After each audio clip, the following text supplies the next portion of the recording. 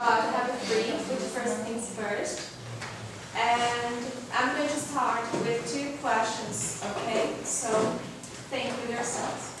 So first question, what one thing could you do you aren't doing now that if you did on a regular basis would make a tremendous positive difference in your personal life? Can you imagine something? And question 2, what one thing in your business or professional life would bring similar results? So think about the answer, and we're going to see that after some time. So habit 3. Habit 3 is the physical creation. It's the fulfillment, the actualization, the natural emergence of habit 1 and 2. So everything is so based. To understand habit 3, we have to understand habit 1 and habit 2. It's the exercise of independent will toward becoming principle-centered. It's the day in, day out, moment by moment doing it. So habit 3 is about what we can do to make things work. So it's more about it's about action, what we can do every day to make things better and improve. So I'm going to talk about the power of independent will. So in addition to self-awareness, imagination, and conciseness, is the 4th human dome, indefinite will, that really makes effective self-management possible. It is the ability to make decisions and choices and to act in accordance with them. It is the ability to act rather than to be acted upon. So, indefinite will is when you can act by yourself. You can think. You can do things by yourself. The degree to which we have developed our indefinite will in our everyday lives is measured by our personal integrity. And integrity is fundamentally the value we place on ourselves. Integrity is something ethics, so only you know what's the right thing to do. Nobody can tell you. So let's talk about putting first things first. That's the main idea of habit 3. So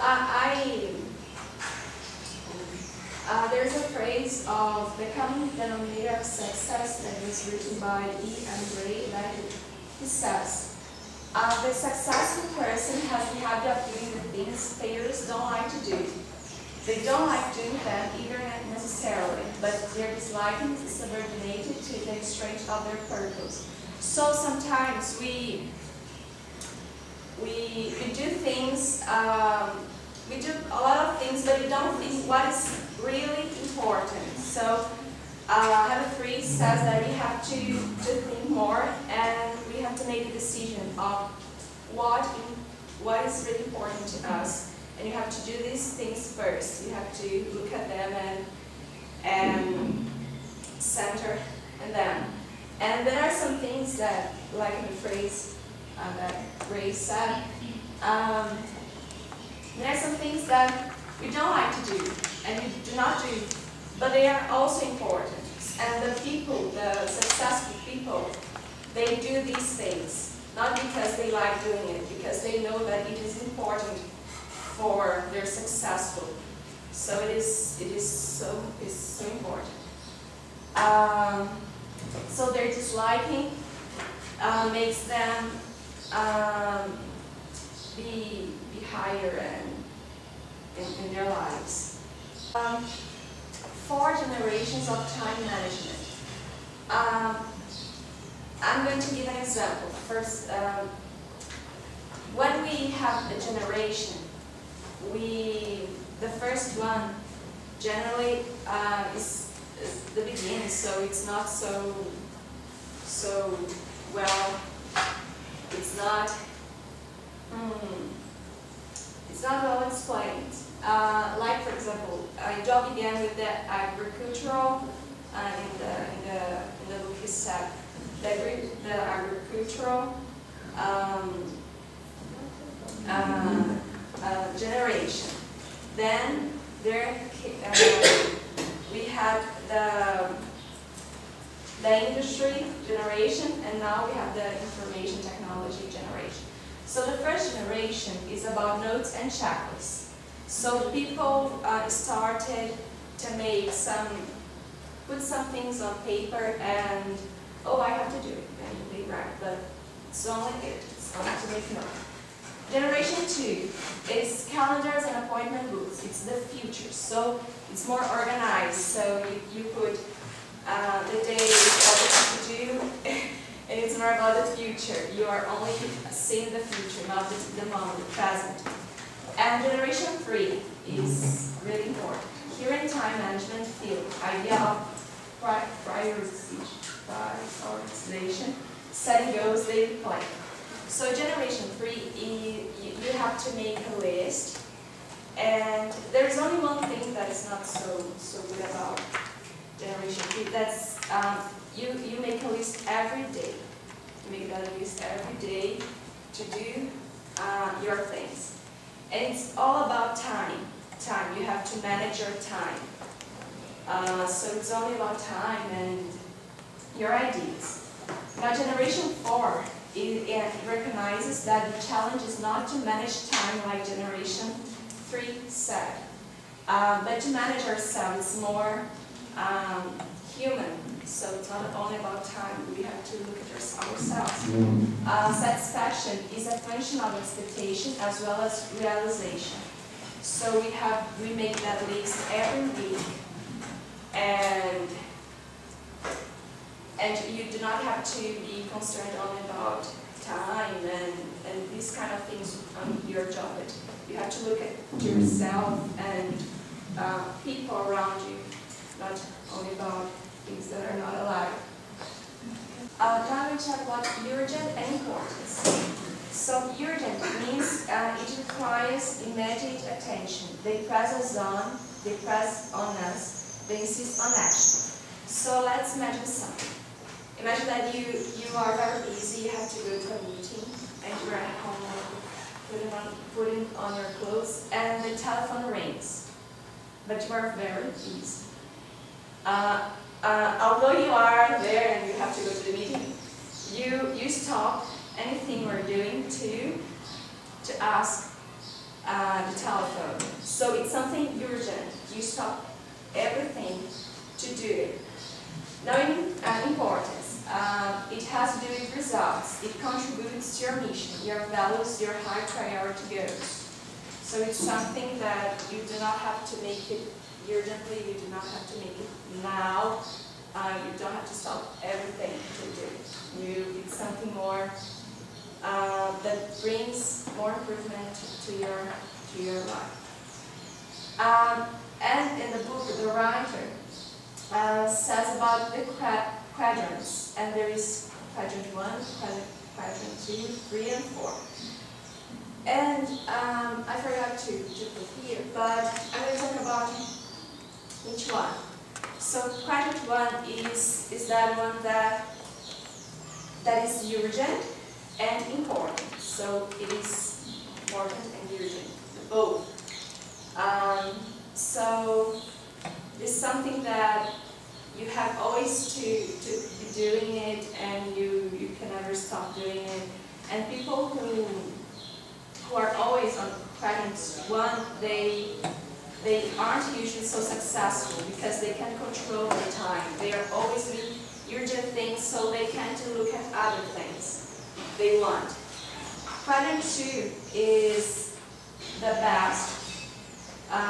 It's not urgent, but it's important. So you don't have to hurry doing things, but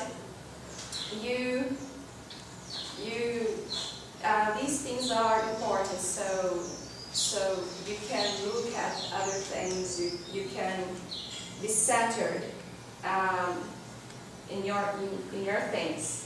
Those people are more successful. And now quadrant 3 is urgent, but it's not important.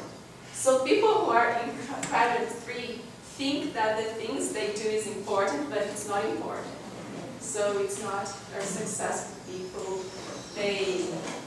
They are only doing things that that will not bring improvement to their lives. And question 4 is those things that are not important and not urgent. And those people for question 4 are yes, they are not successful at all. Now, what it takes to say no? Sometimes we can say no to some things. And he said, the author says a story about his wife. She was so busy doing a lot of things, but a man called her and asked her to work with him in a buffet. I do not remember very well. And she wasn't feeling like doing it, but she was so, oh, okay, I'll do it for you. Then she called her friend and explained to her, oh, would you like to do it with me, to work with me in the buffet? And her friend said, oh, I'm so glad that you invited me. I'm so happy, but unfortunately I can't. I'm sorry. And she was so kind. And when his wife said to him that, oh, why didn't I do it? Why wasn't I kind as my friend was to me? I could say no in a kind way, and I could be centered in my things, not in other things that I know that are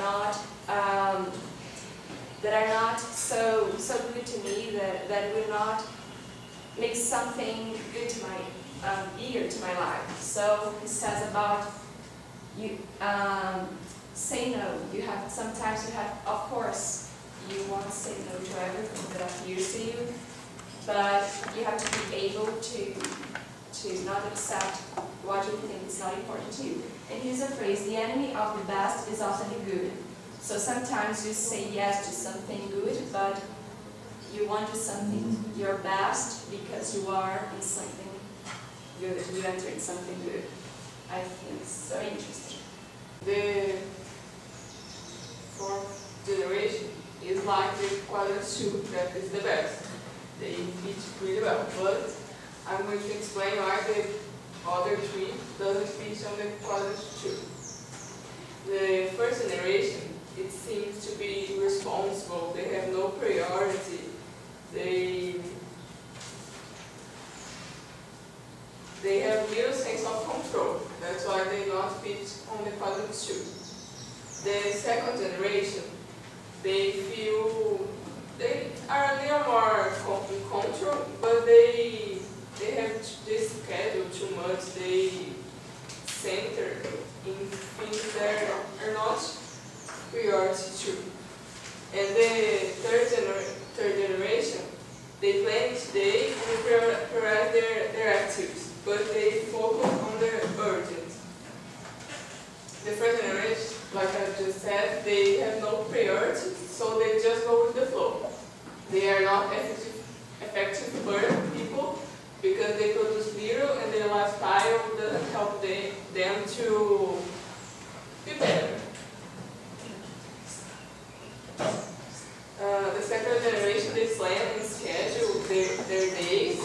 They are a little more responsible because they do what they were supposed to do, but they have no priority. They just do the urgent.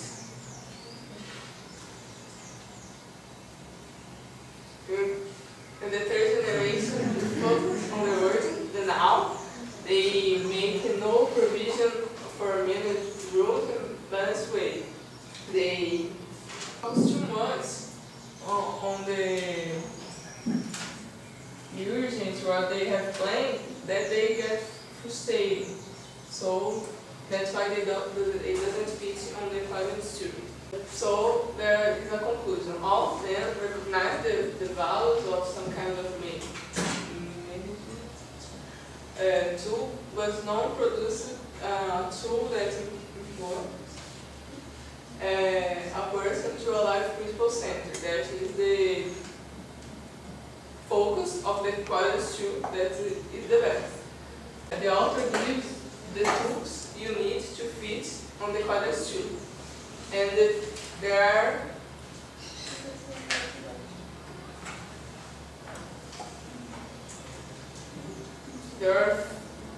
six tools that you need to fit on the quadrant 2. The first one is the coherence.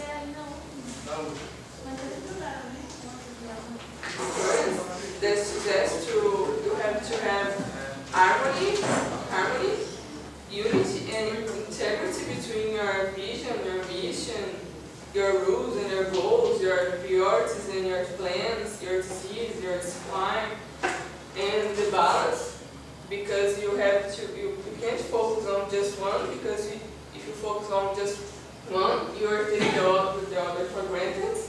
The focus that is something that motivates you, encourages you to do what you have to do.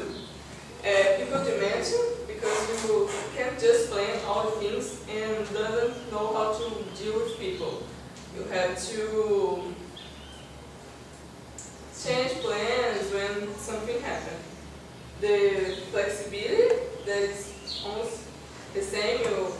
You have to should be the servant, never your master. You have to be prepared to change your plans if something appears, and it's complements. It isn't apparent. The last one is portability. These three last complement each other, because you have to have people dimension, flexibility, and portability to deal with something. If something urgent appears, you will be prepared. Then there is 4 key activities to become a quadrant 2 self-manager. You have to identify your rules, because not for life. Now, if you do that all my life, you have to do today. My rule is something. This week, my rule is something. You have to make a rule to what you are focused on. You have to select some goals. There is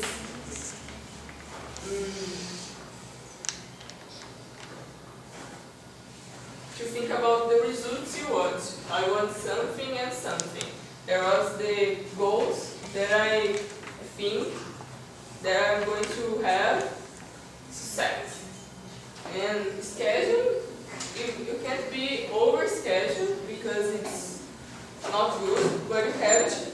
If you select your goals and identify your rules, you plan better your schedule.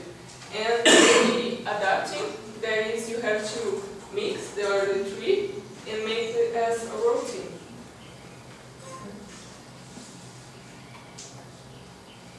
And mix all the 6 things, the 6 tools, and the 4 keys. You have to leave it like a routine. The habit 1 says you are the programmer. The habit 2, it says you have to write the program. And the habit 3 says to run the program, to leave the program. You have to act. Well, I'm going to talk about delegation. First, delegation is when you have someone doing something for you. It's like the act of transferring responsibility. And another meaning that I found nice is that delegation is the partnership of authority and responsibility to another person. So, the author says we accomplish all that we do through delegation. Well, I think everybody here, when working in a group, had a time that you say, oh, I wish I was doing it all by myself. Like, people do things different, even if they want the same result. And the key to delegation is that you have to to have patience, because when you tell someone to do something for you, you have to have patience and trust in the person that this person would achieve the result you want to that. And delegation is an important form of growth, because you have to accept that you can do all by yourself. People can't do things all by themselves. And that's what says here. People alone can do a lot less things than people who work with effective delegation. To make the delegation effective, you have to have patience and trust, and you have to know that you can do all by yourself. Well,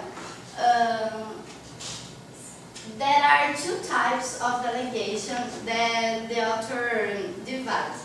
That is the gopher delegation, that is the bossy one. It's kind of what Livia said in her presentation about the boss of the organization that wants everything his way, like do this, do that, do the way I said exactly, and I want it for that time. Well, this is the gopher delegation. They have the focus on the method that is doing, so they pay attention to every detail, and in the text, they use an example to talk about this, and that's that. They are in family, that is the father, the mother, and the son, and they are going water skiing, and the children is skiing, and the father is like driving the boat. So the mother is like, oh, what a beautiful day, and then the father says, oh, I need to take photos. I need to have photos of my son skiing. And like he's busy, so he asks the mother to take the photos. But when she gets the camera, he starts to think, oh, she doesn't know how to take photos like, well, the way I want. So he starts to be very concerned by the way the photos are going to be. And for the best to help, they forgot to buy film, so they have a limited number of photos. And the father likes go crazy. He starts, oh, you have to be there, and the son has to be that way, and then you take the photo, and he starts like, take now, don't take. And that's the example of gopher delegation. The person who is delegating wants everything, every detail to be the way he wants. It's like the boss one. And the other form of delegation is the stewardship. Well, this is focused on the result and not on the method. What can I say? Like, the person who is delegated is the boss of himself. Like, he will do things the way he wants to do, and the boss just wants the result. So the example he uses on the text is the yard. Like, the father says to her son, you will take care of the yard. And he says like this, I want the yard to look green and clean. This is the instructions, green and clean. And he starts like saying this to his son, green and clean. And he takes a walk with his son through the neighborhoods, and he looks at some yards that look like what he wants. And he say, I want our yard to look like this. And he also say, like, if I were you, I would do this way, but not imposing anything. He's just saying, giving some instructions of how to do. And what happens? And the son says, oh, okay. And what happens? It passed 1 week, and the yard was just like it was. And 2 weeks, and the yard was like it was. And he thinks with himself, I can't like go to my son and start yelling at him like, oh, you didn't do what I said. Because he let the son, like, he gave him the choice to do the way he wants. But he goes to the son and said, well, how is it going? The yard, it's not the way we were talking. And the son started crying, and he said, I can't do this, like, if you can help me, please. And the father, of course, helped the children. And the first time he helped, like, the children do all by himself. He helped just one time, and then the children start taking care of the yard just the way they have talked about before. So that's the cool thing about the stewardship delegation, because it takes patience. Like you said, it was 2 weeks that passed and the children did nothing, and even though that happened, like, the father still trusts the son to do that. And it's very important because it gives the chance for the people who is doing the job to have creative energies. Like, the result should be like this, but the process, it's different for people. Like, people don't work the same way. And that's the important thing. Well, in that type of delegation, it had some expectations. Like, the first one is the desired result. Like, you have a result, and that's what you get in the final. And it doesn't matter how you get to this. What matters is the desired result. The guidelines here, it's like you trust in people, like you be honest and you let the people learn from their mistakes. Like, you help, and you say, like the father said, how he would do the job, and you let the people, like, really do. The resources is the time when you identify what the people could use to do their jobs. The accountability is the part where you set up the timing he has to do it and the standards they have, but always letting the people by himself. And the consequences is like you tell the people, oh, what bad can happen and what good can happen from their actions.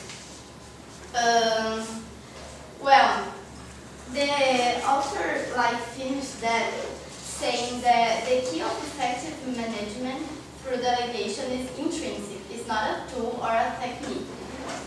What he says, like, you will find the effective management in yourself.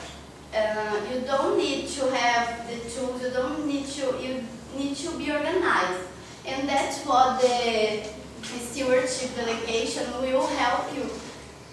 Okay. Because there is no one telling you what to do. You have to do by yourself. So you have to execute your priorities, and you have to be organized to deal with this, because you will lose the